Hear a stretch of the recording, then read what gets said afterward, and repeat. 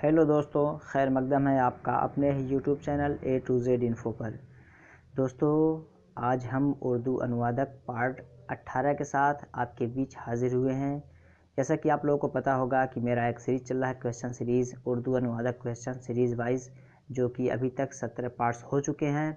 तो वो बहुत ही कह सकते हैं कि एग्ज़ाम का जो सिलेबस है उस पर बेस्ड है वो। तो उन सारे वीडियोज़ को आप देखिए। तो आज जो मेरा पार्ट है वो 18वां पार्ट है। ये बहुत ही इंपॉर्टेंट क्वेश्चंस हैं और काफ़ी मेहनत के बाद इन क्वेश्चंस को तैयार किया गया है। इससे पहले जस्ट आज ही मैंने उर्दू अनुवादक, राजभाषा और सहायक उर्दू अनुवादक के सिलेबस में जो जो सवालात पूछने के इम्कानात है या जो सिलेबस है उसको डिटेल से हम जिक्र किए हैं, उसी पैटर्न पे हम लेके चल रहे हैं। तो चलिए क्वेश्चन की तरफ चलते हैं। क्वेश्चन देखने के बाद आपको अंदाज़ा हो जाएगा। वीडियो थोड़ी लेंदी होगी लेकिन फिर भी हम पूरे क्वेश्चन को डिटेल से समझते चलेंगे ताकि उससे भी कोई क्वेश्चन बने तो आप उसे आसानी से टैकल कर सके। तो देखते हैं सवाल नंबर 1। सवाल नंबर 1 में क्या कहा जा रहा है? सवाल नंबर 1 में पूछा जा रहा है, इसमें आला की एक मिसाल दीजिए। इसमें आला की एक मिसाल पूछा जा रहा है और आपके ऑप्शंस नीचे दिए गए हैं। 1 में औजार, 2 में आवाज़, 3 में चालना, 4 में काटना। तो दोस्तों, एक आप कॉपी और पेन लेके बैठिए ताकि आप भी क्वेश्चन नंबर वाइज आप भी अपने आंसर टिक करते रहें और लास्ट में ज़रूर बताइएगा कि आपके कितने क्वेश्चन सही हुए। प्रैक्टिस सेट के तौर पे आप इसे रखिए और उसके बाद मेरे जवाब को सुन के लास्ट में आप इवैल्यूएशन करके बताइए कि आपके कितने क्वेश्चन सही हुए। तो इसमें आला की एक मिसाल दीजिए, इसमें आला पूछा जा रहा है। तो दोस्तों, हमें समझने की ज़रूरत है इसमें आला किसे कहते हैं। इस बमाना नाउन कह सकते हैं कि कोई सामान, आला मीन्स औजार, ठीक है। तो इसको हम कह सकते हैं a tool by home the work is done. एक तरह का औजार होता है जिससे कोई काम किया जाता है। जिस तरह कुल्हाड़ी, कुल्हाड़ी जो आपका एक्स है, axe is a kind of tool for cutting the woods and so many other things. तो हम कुल्हाड़ी से क्या करते हैं, लकड़ी या और कोई दूसरी चीज़ काटते हैं। तो कुल्हाड़ी आपका क्या होगा, वो इसमें आला होगा। तो इसमें आला की एक मिसाल पूछा जा रहा था। औजार जितने भी आपके होते हैं ये सब के सब आपके क्या है, इसमें आला है। जो भी औजार हो, चाहे आपका स्क्रू ड्राइवर हो, चाहे आपकी कुल्हाड़ी हो, टांगी हो, या फिर आपका स्पेड, फड़ुआ जो होता है, वो सारी चीज़ें आपके काम में आते हैं। उससे कुछ ना कुछ हम काम अंजाम देते हैं। तो इसमें आला की एक मिसाल आपका पहला जो है औजार, ये बिल्कुल इसका राइट ऑप्शन हो जाएगा। आवाज़ जो है एक तरह का आपका साउंड को बोलते हैं। चालना, चालना मसलन हम कह सकते हैं कि जिस तरह हम आटे को चालते हैं या फिर हम घर बनाने के लिए बिल्डिंग जो बालू होता है उसे हम झरने या फिर चलनी से चालते हैं। काटना मीन्स वही cut, to cut anything else, किसी चीज़ को काटना। तो यहाँ पे जो आपका इसमें आला की एक मिसाल जो पूछा जा रहा है वो औजार बिल्कुल सही हो जाएगा। सारे औजार से हम कुछ ना कुछ काम लेते हैं। तो औजार जितने भी होते हैं वो आपके इसमें आला शुमार किए जाते हैं। नेक्स्ट देखते हैं सवाल नंबर 2। सवाल नंबर 2 में कहा जा रहा है पेचीदा से इसमें मुश्तक बनाइए। लफ्ज़ पेचीदा से इसमें मुश्तक बनाना है। पेचीदा कहते हैं कॉम्प्लेक्स। क्या दोस्तों, पेचीदा कहते हैं कॉम्प्लेक्स को, कह सकते हैं इसको कॉम्प्लेक्स जो होता है थोड़ा सा देखने में दुश्वार हो उसे हम बोलते हैं कॉम्प्लेक्स, COMPLEX, कॉम्प्लेक्स पेचीदा कह सकते हैं। और आपके ऑप्शंस ए में पेचिश, 2 में परपेच, 3 में पेचीदा, 4 में पेच। तो पेचीदा से इसमें मुश्तक जो आपका बनेगा वो बनेगा पेचिश। क्या दोस्तों, पेचिश ये आपका बन जाएगा इसमें मुश्तक पेचीदा से। तो इसे आप जहन नशीन कर लीजिए। 3 नंबर देखते हैं। 3 नंबर में कहा जा रहा है what is the mean of mine into Urdu. एक लफ्ज़ है इंग्लिश का माइन, इसका उर्दू क्या होता है आपको बताना है। तो सबसे पहले ज़रूरी है आपके लिए कि आप इसके मानी को समझिए। मैं अपने सारे वीडियोज़ में यही कहता हूँ कि अगर कोई वर्ड क्वेश्चन के अंदर आपको दिख रहा है तो पहले उस पर आप कंसीडर कीजिए कि इससे इसका माना क्या होता है या इस माने का ताल्लुक कहाँ से हो सकता है। जब इतना आप पहुँच जाएंगे तो ऑप्शन देखने के बाद आप आसानी से उसको टैकल कर देंगे। तो लेकिन यहाँ पे एक दुश्वारी है, अगर आप माइन का माना समझ भी ले रहे हैं आम फहम ज़बान में, लेकिन एकदम एग्जैक्ट इसको हम प्योर उर्दू में देखते हैं तो फिर दुश्वारी हो जाएगी। तो इसी वजह से मेरा सीरीज़ चल रहा है कि मैं जो भी क्वेश्चन बनाता हूँ उसको उर्दू, हिंदी, इंग्लिश तीनों लैंग्वेज में कह सकते हैं प्यूरीफाइड वर्ड जो होता है उसको हम ला के आपके सामने पेश करते हैं ताकि आपको तैयारी करने में आसानी हो। तो जिस तरह यहाँ पे दिया हुआ माइन और आपके ऑप्शन दिए गए हैं उर्दू में, 1 में मैदान है, 2 में सुरंग है, 3 में घर है, 4 में दफ्तर। तो अगर आपको पता है इसका आंसर तो आपने नोटबुक में इसका आंसर टिक कर लीजिए। दोस्तों, माइन कहते हैं हिंदी में, इसको कहते हैं खान को। किसे कहते हैं, खान। अब खान आप एक कैटेगरी वाला मत मान लीजिए। कैटेगरी जो जिस तरह होता है OBC, जनरल, खान, वो खान आप मत मानिए। खान कहते हैं हम इसको उर्दू में कहते हैं मैदान। क्या दोस्तों? मैदन जैसे कि ज़मीन की खुदाई करके उसके अंदर से जो रॉ मटेरियल्स होते हैं उसे निकाला जाता है, तो ये माइन जो है उसी को कहते हैं मैदन को, और उर्दू में इसको कान भी बोलते हैं। क्या दोस्तों? कान भी बोलते हैं और मैदन दोनों बोला जाता है। तो आप दोनों को लिख लीजिए और अपने नोटबुक में इसको तैयार कर, वोकेबलरी के तौर पे इसे तैयार कर लीजिए कि मैदन का उर्दू माइन का उर्दू मैदन और कान दोनों होता है, और हिंदी में इसको खान बोलते हैं। मैदन को आप समझ लीजिए कि ज़मीन की खुदाई करके हम कुछ रॉ मटेरियल्स निकालते हैं, तो वो माइन के तहत आता है। सुरंग कहते हैं टनल को, टनल TUNNEL। जिस तरह हम पहाड़ को काट के अंदर अंदर सुरंग बनाते हैं ट्रेन जाने के लिए, तो वो आपका सुरंग हो जाता है। घर है, दफ्तर है, तो ये तो आम फहम है, निकल जाएगा।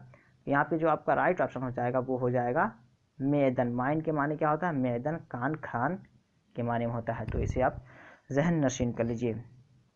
नेक्स्ट देखते हैं सवाल नंबर 4।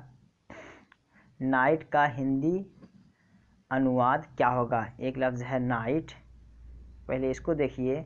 आप पढ़ने में कुछ लोग कन्फ्यूज़न होंगे इसमें कि इसको पढ़ा क्या जाएगा। तो दोस्तों के जो है यहाँ पे साइलेंट माना जाता है, तो साइलेंट नहीं है ये, और इसको हम जो पढ़ते हैं नाइट। और ये नाइट आपका रात वाला नाइट नहीं है, ये रात वाला जो बोलते हैं वो नाइट नहीं है। उसकी स्पेलिंग जो है, उसकी स्पेलिंग आपकी NIGHT।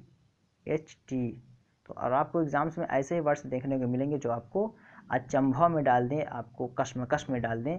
तो यही बातों को ध्यान रख के चलना है। दे दिया जाएगा नाइट, नाइट के साथ भी लिख दिया जाएगा, विदाउट के के साथ लिख दिया जाएगा। तो आपको वहाँ खत्ते इम्तियाज़ खींचना, फ़र्क करना है कि किसके माने क्या होते हैं। नाइट जो है के साथ है, तो इसका हिंदी अनुवाद क्या होगा हमें ये बताना है। तो देखते हैं आपके ऑप्शंस। ए में शूरवीर, 2 में सामान्य, 3 में भरम, 4 में संघ। तो अगर आपको इसका आंसर पता है तो आप अपने कॉपी में इसे नोट कर लीजिए। दोस्तों ये नाइट जो है के साथ लिखा जाता है, इसके माने होता है बहादुर की, जिसको हिंदी में शूरवीर बोलते हैं। क्या बोलते हैं दोस्तों? शूरवीर बोलते हैं। इसको उर्दू में पहलवान भी बोलते हैं, पहलवान भी बोलते हैं, और बहादुर भी बोलते हैं इसको, बहादुर। इन सारे वर्ड्स को आप नोट कर लीजिए। बहादुर बोलते हैं, और दिलेर भी बोला जाता है इसी को। क्या? दिलेर भी बोला जाता है, और दिलेर का इस्तेमाल हिंदी और उर्दू दोनों में हो जाता है। दिलेर का भी दिलेर के माने में भी इस्तेमाल होता है नाइट, और या शूरवीर कह सकते हैं। तो इन मुफरदात को भी आप जहन नशीन कर लीजिए और लिख लीजिए ताकि आपको रिवीजन करने में फ़र्दर आसानी हो। नेक्स्ट देखते हैं सवाल number 5।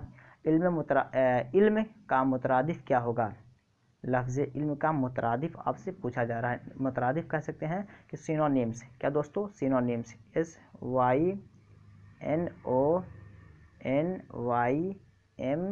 SYNONYMS, synonyms, SYNONYMS, synonyms, जिसको इंग्लिश में आपका सिनोनिम्स होता है, उर्दू में मुतरादिफ, और इसको हिंदी में पर्यायवाची बोलते हैं। मैं अपनी प्रीवियस वीडियोस में बता चुका हूँ इन तमाम चीज़ों को। दोस्तों अगर पहली बार आप मेरे चैनल पे आए हैं तो चैनल को सब्सक्राइब कर लीजिए। बेल आइकॉन आपको बगल में राइट साइड में दिख रहा होगा, उसे दबा दीजिए ताकि उर्दू की जो भी वीडियोस या इन्फॉर्मेशन प्रोवाइड करवाऊँ उसका नोटिफिकेशन आपको सबसे पहले पहुंच जाए। और डिस्क्रिप्शन बॉक्स में मैंने अपना टेलीग्राम व्हाट्सएप ग्रुप का लिंक दे दिया है, वहाँ के थ्रू जाके आप उस लिंक के थ्रू आप मेरे साथ व्हाट्सएप पे ज्वाइन हो सकते हैं ताकि उर्दू के हवाले से जो इन्फॉर्मेशन हो मैं आपको पहुंचा सकूं। और उर्दू अनुवादक के सारे वीडियोस के एक लिंक नीचे मैं दे दिया हूं डिस्क्रिप्शन बॉक्स में, उर्दू अनुवादक के नाम से। वहां जाके आप सारे वीडियोस को देख लीजिए ताकि आपकी प्रीवियस नॉलेज जो है इक्वल टू हो जाए और यहाँ आपको फर्दर गौर फिक्र करना ना पड़े, ताकि जो इस्तिलाहात टर्म्स हैं वहाँ मैं उसे समझा दिया हूँ। तो सवाल नंबर 4 का ऑप्शन ए बिल्कुल इसका सही हो जाएगा। सवाल नंबर 5 का देखते हैं। इल्म का मुतरादिफ क्या होगा? तो मुतरादिफ को हम समझ लिए हैं क्या बोलते हैं। मुतरादिफ को हम बोलते हैं सिनोनिम्स, और हिंदी में बोलते हैं पर्यायवाची। इल्म का मुतरादिफ के हवाले से जो ऑप्शंस दिए गए हैं आपके, 1 में है होशियार, 2 में होश, 3 में जाहिल, 4 में दानिश। तो दोस्तों अगर आपको इसका मुतरादिफ पता है इल्म का तो अपने कॉपी में नोट कर लीजिए। तो दोस्तों ये इल्म जो होता है, ये इल्म आलिम कहते किसे हैं, अव्वलन ये समझने की ज़रूरी है। आलिम कहते किसे हैं? जो जिसके पास जहन हो और खरे खोटे के दरमियान फ़र्क बयान कर सके, और अच्छे बुरे के दरमियान फ़र्क बयान कर सके। और जो इंसान ये सारी बातें कर सकता है उसे हम क्या कहते हैं, दानिश, अक्लमंद, ज़हीन। तो ये आपका जो लफ्ज़ है दानिश, ये उसका मुतरादिफ मान लिया जाता है। इल्म का मुतरादिफ क्या होगा, दानिश, यानी अक्लमंद, ज़हीन से रिलेट करता है ये। तो इल्म का मुतरादिफ आपका ऑप्शन 4 बिल्कुल सही हो जाएगा कि इल्म का मुतरादिफ क्या है, वो दानिश है। नेक्स्ट देखते हैं सवाल नंबर 6। सवाल नंबर 6 में क्या पूछा जा रहा है, फ़ेल की जमा क्या है। लफ्ज़ फ़ेल की जमा क्या है। फ़ेल माना ये आपका उसको बोलते हैं इंग्लिश में वर्ब। फ़ेल को इंग्लिश में बोलते हैं वर्ब। तो इसका जमा पूछा जा रहा है आपसे कि फ़ेल जो है इसका जमा क्या होगा उर्दू के हवाले से। आपके ऑप्शंस, ए में फ़ुलान, 2 में फ़ुलू, 3 में अफ़आल, 4 में फ़ुलून। तो दोस्तों अगर आपको पता हो तो इसका आंसर टिक कर लीजिए। दोस्तों मैं कोशिश ये करता हूँ कि उर्दू अनुवादक या राजभाषा या फिर सहायक उर्दू अनुवादक के अंदर जो सिलेबस बयान किया गया है कि क़वायद पूछे जाएंगे, उर्दू अदब पूछा जाएगा, ट्रांसलेशंस पूछे जाएंगे और उर्दू लिखने का संक्षेपण जो है वो भी आपसे पूछा जाएगा। तो मैं कोशिश कर रहा हूँ कि इन तमाम क्राइटेरियाज़ को कवर करके चलूँ ताकि आपको आसानी हो समझने में और उसके पैटर्न पे आपको अबूर हासिल हो जाए अच्छी तरीके से। तो फ़ेल की जमा क्या है ये आपको बताना है। तो फ़ेल की जो जमा है वो आपका है अफ़आल। क्या दोस्तों, अफ़आल, ये फ़ेल की जमा हो जाएगा। तो सवाल नंबर 6 का ऑप्शन 3 बिल्कुल राइट ऑप्शन हो जाएगा कि फ़ेल की जमा क्या है, अफ़आल। नेक्स्ट देखते हैं सवाल नंबर 7। सवाल नंबर 7 में कहा जा रहा है कि मस्टर्ड आयल का उर्दू तर्जमा क्या होगा। मस्टर्ड आयल का उर्दू तर्जमा क्या होगा। ये अंग्रेज़ी का लफ्ज़ है जिसका उर्दू तर्जमा क्या होगा आपको ये बताना है। आपका ऑप्शन जो है 1 में है मिट्टी का तेल, 2 में है पेट्रोल, 3 में है डीजल, 4 में है सरसों का तेल। अगर आपको पता है ये काफ़ी आसान है, मैं आसान करके डाला हूँ आप थोड़ा सा इसलिए कि हमारे रोज़मर्रा ज़िंदगी में ये इस्तेमाल होता है और हम इसे इस्तेमाल करते हैं। तो अगर आपको पता है तो अपनी कॉपी में इसका आंसर नोट कर लीजिए। दोस्तों मस्टर्ड आयल का उर्दू तर्जमा जो होता है वो होता है सरसों का तेल। क्या होता है दोस्तों, सरसों का तेल। तो मस्टर्ड आयल का उर्दू तर्जमा हो जाएगा सरसों का तेल। और मिट्टी का तेल को क्या बोलते हैं, केरोसिन। क्या दोस्तों, केरोसिन, KEROSENE। तो केरोसिन को हम किसे बोलते हैं, मिट्टी के तेल को हम केरोसिन बोलते हैं। तो इसे भी आप जहन नशीन कर लीजिए कि केरोसिन मिट्टी के तेल को कहते हैं, पेट्रोल को पेट्रोल ही बोला जाता है, डीजल को डीजल ही बोला जाता है इंग्लिश में, हिंदी में, उर्दू में। तो इसे भी आप जहन नशीन कीजिए, मिट्टी का तेल, सरसों का तेल। आपका 2 वर्ड यहाँ से क्लियर हो गया जो कि काफ़ी इंपॉर्टेंट है, दोनों को आप नोट कर लीजिए। नेक्स्ट देखते हैं। तो सवाल नंबर 7 का ऑप्शन 4 बिल्कुल राइट हो जाएगा कि मस्टर्ड ऑयल का उर्दू तर्जुमा होता है सरसों का तेल। नेक्स्ट देखते हैं सवाल नंबर 8। सवाल नंबर 8 में कहा जा रहा what is the mean of manuscript into Urdu. Manuscript का उर्दू तर्जुमा क्या होगा। मैन्युस्क्रिप्ट का उर्दू तर्जुमा क्या होगा आपको ये बताना है। अगर आपको पता है तो ऑप्शन देख के बताइए कि मैन्युस्क्रिप्ट का उर्दू तर्जुमा क्या होता है। 1 में है हाथ की लिखावट, 2 में है कंप्यूटर की लिखावट, 3 में है मशीन की लिखावट। हाथ की लिखावट, कंप्यूटर की लिखावट, मशीन की लिखावट। तो मैन्युस्क्रिप्ट का उर्दू तर्जुमा क्या होगा आपको ये बताना है। तो दोस्तों मैन्युस्क्रिप्ट जो होता है, पहले हम देखिए इसमें हम मैनुअल होता है ना, स्क्रिप्ट हम निकाल दे रहे हैं, इसमें से स्क्रिप्ट हम निकाल दे रहे हैं। तो एक होता है मैनुअल जिसको कि हम कहते हैं हाथ से जो काम किया जाता है। ये हाथ से संबंधित है। स्क्रिप्ट कहते हैं लिखावट को। और ये भी आपके उर्दू अनुवादक के सिलेबस में है कि उर्दू या हिंदी अल्फाज का जो माखज़ है, वर्जिनिटी है, उसे भी आपको समझना है। पूछ लिया जाएगा कि मैन्युस्क्रिप्ट कितने लफ्ज़ों से मिलके बना है, तो 2 से बना है, एक मैनुअल एक स्क्रिप्ट। मैन्युस्क्रिप्ट मिलके बना है। मैनुअल के माने क्या होता है, हाथ से, और स्क्रिप्ट के माने क्या होता है, लिखावट। तो हाथ से लिखावट को हम क्या बोलते हैं, मैन्युस्क्रिप्ट। तो दोस्तों यहाँ पे हाथ से लिखावट के ताल्लुक से ऑप्शन कौन सा है, तो ऑप्शन 1 इसका बिल्कुल राइट हो जाएगा। तो मैन्युस्क्रिप्ट का उर्दू तर्जुमा क्या होगा, हाथ की लिखावट। इसको हिंदी में बोलते हैं पांडुलिपि। क्या दोस्तों, पांडुलिपि बोलते हैं इसको, आपका पांडुलिपि इसको बोलते हैं हिंदी में। तो ये भी आप जहन नशीन कर लीजिएगा। नेक्स्ट देखते हैं सवाल नंबर 8 हो गया। सवाल number 8 what is the mean of, तो सवाल नंबर 8 का ये बिल्कुल इसका राइट हो जाएगा। नेक्स्ट देखते हैं सवाल नंबर 9। सवाल नंबर 9 में कहा जा रहा है what form of verb is got. What form of verb is got. ये गॉट जो है एक वर्ब है, यहाँ बता दिया गया, आपको कहीं और नहीं भटकना है, बता दिया गया लफ्ज़ गॉड जो है ये वर्ब है, लेकिन वर्ब का कौन सा फॉर्म है। जैसा कि आपको पता होगा कि वर्ब के 3 फॉर्म्स होते हैं, फर्स्ट सेकंड थर्ड, 3 फॉर्म होते हैं, और एक होता है आईएनजी फॉर्म जिसको हम जेरंड बोलते हैं। लेकिन जब ये वो जेरंड अगर दिया जाएगा तो वो तीनों से अलग ही दिखता है, लेकिन यहाँ पे जो कन्फ्यूज़न का जो होता है फर्स्ट सेकंड थर्ड में से, वो कन्फ्यूज़न पैदा करता है कि ये कौन सा फॉर्म है, आपसे पूछा जा रहा है फर्स्ट सेकंड थर्ड में से कौन सा ये फॉर्म है कि आपसे पूछा जा रहा है। ऑप्शन देखते हैं, first form, second form, third form, none. तो गॉट क्या है आपको ये बताना है। तो दोस्तों ये गॉट जो है ये आपका सेकंड फॉर्म है। क्या है दोस्तों, ये सेकंड फॉर्म आपका है लफ्ज़ गेट जो है, गेट, गॉट, ये गॉट आपका हो जाएगा गॉटेन, GOTTEN, गेट, गॉट, गॉटेन, ये आपका तीनों फॉर्म हो जाएगा, गेट, गॉट, गॉटेन। गेट माने किसी चीज़ को पाना या हासिल करना, गॉट पाया, गॉटेन पा लिया है।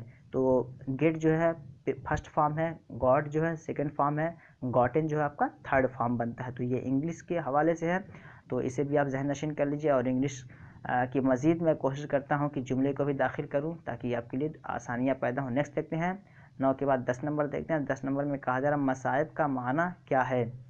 लफ्ज़ मसाइब ये उर्दू का एक लफ्ज़ है, इसका माना क्या है आपको ये बताना है कि मसाइब का माना क्या है। 10 नंबर में पूछा जा रहा है। सवाल नंबर 1, ऑप्शन 1 में देखते हैं आसानियाँ, 2 में दुश्वारियाँ, 3 में सामान, 4 में खिलौने। तो अगर मसाइब का माना आपको पता है तो अपनी कॉपी में नोट कर लीजिए। मसाइब का माना क्या है, आसानियाँ, दुश्वारियाँ, सामान, खिलौने में से कौन सा ऑप्शन सही होगा। तो दोस्तों ये मुसीबत की जो जमा है, क्या है ये, पहले इसको समझ लेते हैं। मसाइब जो है मुसीबत की जमा है, मुसीबत की जमा क्या है, मसाइब, और इसके माने क्या होते हैं मुसीबत के, दुश्वारी, मुसीबत। तो मसाइब क्या हो जाएगा, दुश्वारियाँ। तो ऑप्शन 2 इसका बिल्कुल क्या हो जाएगा, दुरुस्त हो जाएगा कि मसाइब का माना क्या हो जाएगा, दुश्वारियाँ, जिसको कठिनाइयाँ बोलते हैं हिंदी में। क्या बोलते हैं दोस्तों, कठिनाइयाँ, कठिनाइयाँ, कठिनाइयाँ आपका ये हिंदी में हो जाएगा। और इसको इंग्लिश में बोलेंगे difficulties, difficulties, DIFFICULTIES, difficulties, DIFFICULTIES, difficulties. आप स्पेलिंग सुन के इसको अपने कॉपी में नोट कर लीजिए। तो मसाइब का हिंदी, उर्दू, सिंगुलर, प्लूरल हम सब समझ गए, तो ये हमारे लिए बहुत अच्छी बात है अगर आप इसको समझ ले रहे हैं और इसे अपने कॉपी में नोट कर ले रहे हैं फर्दर रिवीजन के लिए। तो सवाल नंबर 10 का ऑप्शन 2 बिल्कुल राइट हो जाएगा कि मसाइब का माना क्या है, दुश्वारियाँ जमा के हवाले से। नेक्स्ट देखते हैं सवाल नंबर 11। सवाल नंबर 11 में कहा जा रहा है आश्चर्यजनक का उर्दू अनुवाद क्या होगा। एक लफ्ज़ है हिंदी का आश्चर्यजनक, आश्चर्यजनक का उर्दू अनुवाद क्या होगा आपको बताना है। आपके ऑप्शन, ए में खुशी, 2 में हैरानी, 3 में मुसीबत, 4 में बदमाश।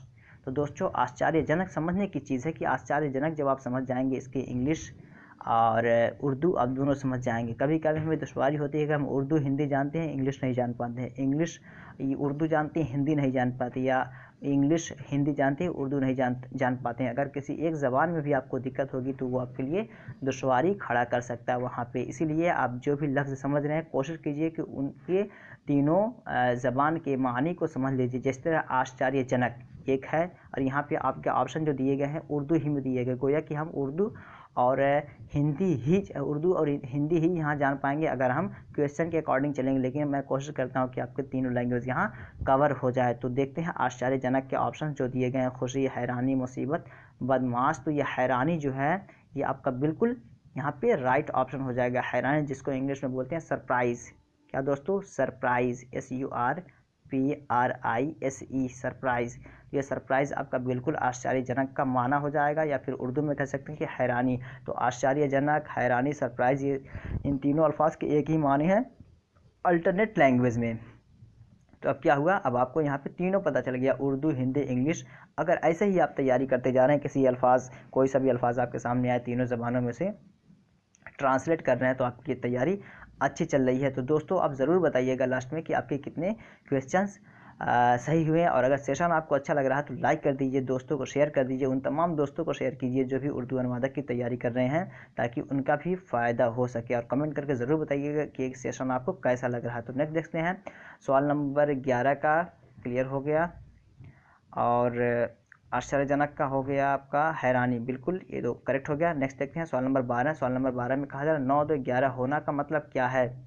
9 2 11 होना, इसका मतलब आपको बताना है खालिस कि इसका मतलब क्या होता है। ऑप्शन 1 में भाग जाना, 2 में रुके रहना, 3 में खामोश रहना, 4 में गिनती गिनना। तो दोस्तों 9 2 11 होना ये रोज़मर्रा ज़िंदगी में इस्तेमाल किया जाता है कि कहते हैं कि अरे वो तो 9 2 11 हो गया, यानी अपनी जगह से भाग जाना। तो ये भाग जाना जो है बिल्कुल इसका राइट ऑप्शन हो जाएगा। 9 2 11 होने का मतलब क्या है कि भाग जाना, रुके रहना, खामोश रहना, गिनती गिनना। गिनती गिनना तो होता ही नहीं है, कभी भी मुहावरा वगैरह पूछा जाता है वो अपनी हकीकी माना से ताल्लुक़ ही नहीं रखता है, बल्कि वो मजाज में उसका माना निकल के आता है। जिस तरह 9 2 11 होना ये तर्जमा यहाँ निकल के आ रहा है सही, इसका ऑप्शन जो है भाग जाना, तो ये मजाज ये तर्जमा होता है। तो 9 2 11 का मतलब हो जाएगा भाग जाना, तो ऑप्शन 1 इसका बिल्कुल राइट हो जाएगा। नेक्स्ट देखते हैं सवाल नंबर 11।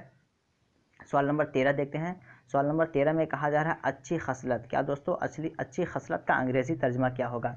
आपको बताना है कि अच्छी खसलत ये उर्दू में बोला जाता है, इसका इंग्लिश ट्रांसलेशन क्या होगा। आपके ऑप्शन ए में गुड कैरेक्टर, 2 में बैड कैरेक्टर, 3 में सेम कंडीशन। तो अच्छी खसलत का अगर आपको इंग्लिश पता है तो आपने कॉपी में टिक कर लीजिए कि इन ऑप्शंस में से क्या सही होगा। तो अच्छी खसलत को पहले हम समझ लेते हैं कि खसलत कैसे कहते हैं। खसलत को हिंदी में आपका बोलते हैं चरित्र। क्या दोस्तों, इसको बोलते हैं चरित्र। जिस तरह होता है कि आप 10th या 12th के बाद अपना स्कूल छोड़ के कहीं और एडमिशन लेना चाहते हैं तो आपको चरित्र प्रमाण पत्र बनवाना पड़ता है, जिसको हम कहते हैं कैरेक्टर सर्टिफिकेट। तो वही आपका चरित्र है, उसी को उर्दू में खसलत बोलते हैं। तो आपको पता चल गया, कैरेक्टर पता चल गया, और अच्छी को क्या कहते हैं, गुड कहते हैं। तो इस तरह आप एलिमिनेट करके भी आंसर दे सकते हैं। अच्छी कैरेक्टर को क्या बोलेंगे हम, गुड कैरेक्टर। क्या बोलेंगे दोस्तों, गुड कैरेक्टर। और इसको हिंदी में पूरा क्या बोलेंगे, अच्छा चरित्र।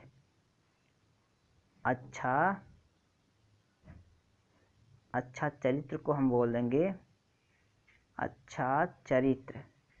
तो ये अच्छा चरित्र आपका हो जाएगा। अच्छी खसलत का अंग्रेजी तर्जुमा हो जाएगा गुड कैरेक्टर। नेक्स्ट देखते हैं सवाल नंबर 14। पंखा चालू करो की अंग्रेज़ी क्या होगी। पंखा चालू करो एक उर्दू का जुमला है, इसको अंग्रेज़ी बनाना है तो आप कैसे इसको ट्रांसलेट करेंगे, या अंग्रेज़ी इसको उर्दू कह लीजिए या फिर हिंदी कह लीजिए। हिंदी में भी ऐसे ही लिखेंगे, उर्दू में भी ऐसे ही लिखेंगे। यहाँ असल सोचने की बात यह है कि इसका इंग्लिश ट्रांसलेशन क्या होगा। तो ऑप्शंस देखते हैं कि ऑप्शंस क्या दिए गए हैं। एक में है ऑन द फैन, 2 में है स्विच ऑन द फैन, 3 में है क्लोज द फैन। पंखा चालू करो ये आपका इम्परेटिव सेंटेंस है, और इम्परेटिव सेंटेंस है तो यहाँ पे कौन सा जुमला सही होगा, on the fan, switch on the fan, close the fan. तो दोस्तों पंखा चालू करो की जो सही अंग्रेज़ी बनेगी वो आपका हो जाएगा ऑप्शन 2। क्या दोस्तों, option 2 switch on the fan बिल्कुल इसका राइट ऑप्शन हो जाएगा। इसलिए कि लफ्ज़ ऑन जो है ये वर्ब नहीं है, इससे पहले वर्ब ला के उसके अंदर एक हुक्म का माना पैदा करना पड़ेगा, जो कि स्विच के माने होता है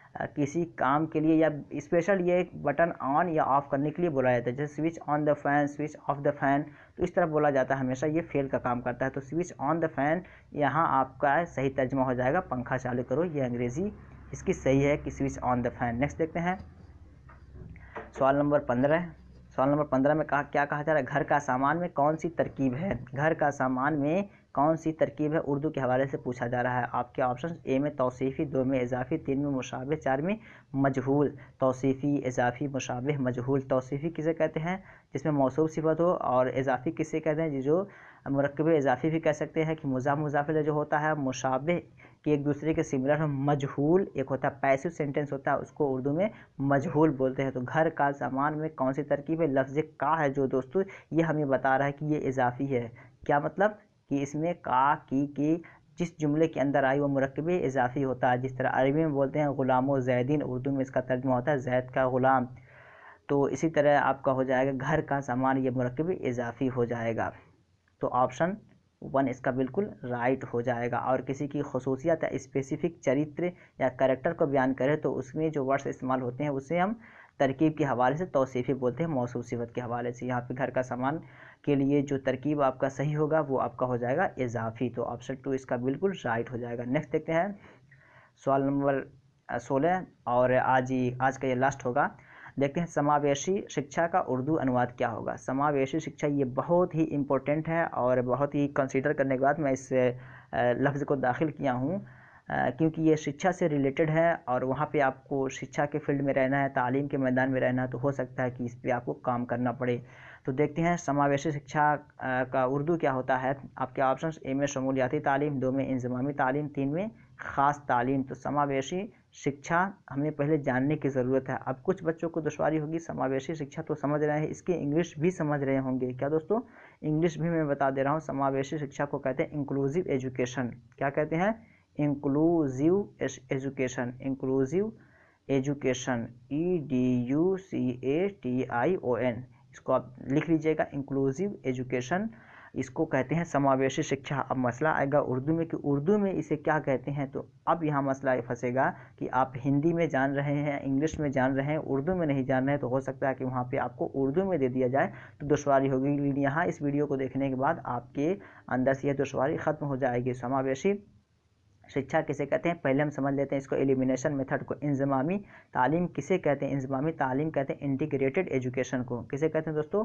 इंटीग्रेटेड एजुकेशन को, INTEGRATED, integrated education, EDUCATION, integrated education को हमको कहते हैं इंज़मामी तालीम। और ख़ास तालीम को हम कहते हैं स्पेशल एजुकेशन। क्या कहते हैं? Special education, SPECIAL, special education, EDUCATION, special education, ख़ास तालीम। बचा आपका कौन सा? शमूलियाती तालीम, ये आपका हो जाएगा समावेशी शिक्षा, जिसको इंक्लूसिव एजुकेशन कहते हैं। तो ऑप्शन 1 इसका बिल्कुल राइट हो जाएगा। समावेशी शिक्षा का उर्दू अनुवाद हो जाएगा शमूलियाती तालीम। तो दोस्तों आज इसी पे इक्तफा करते हैं, ऐसी 16 क्वेश्चंस पे। अगर ये सेशन आपको अच्छा लगा हो तो कमेंट कीजिए, लाइक कीजिए, दोस्तों को शेयर कीजिए और बताइए कि ये सेशन आपको कैसा लगा। तो पहली बार अगर आए हैं तो चैनल को सब्सक्राइब जरूर कर लीजिए ताकि जो भी वीडियो मैं अपलोड करूँ उसका नोटिफिकेशन आपको सबसे पहले पहुँचे। चलिए फिर मिलते हैं नेक्स्ट वीडियो में, तब तक के लिए हैव अ नाइस डे।